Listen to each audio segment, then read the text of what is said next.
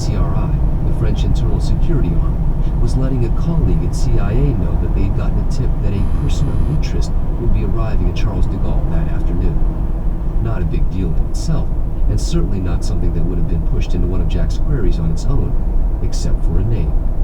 The French intelligence source, not described in the message to CIA but likely some form of SIGINT or HUMINT, gave them reason to suspect the POI, a man only known to the French as Omar Abe, was a recruiter for the Umayyad Revolutionary Council.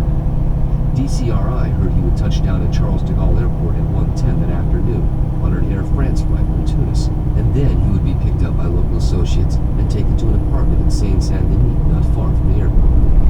It looked to Jack like the Frenchies did not know much about this Omar Abe. They suspected he was URC, but he wasn't someone they were particularly interested in themselves.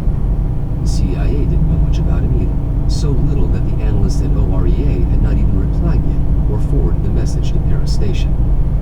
Neither the CIA nor the DCRI had much information on this POI, but Jack Ryan Jr. knew all about Omar Abe. Ryan had gotten his intelligence straight from the Bourses memo.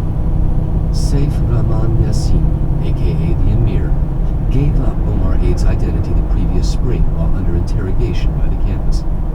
Jack thought about it for a second. Interrogation? No. It was torture.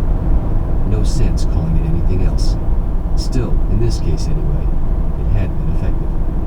Effective enough to know Omar Abe's real name was Hosni Ihedrogi. Effective enough to know he was a 33-year-old Tunisian. And effective enough to know he was not a recruiter for the URC. He was a lieutenant in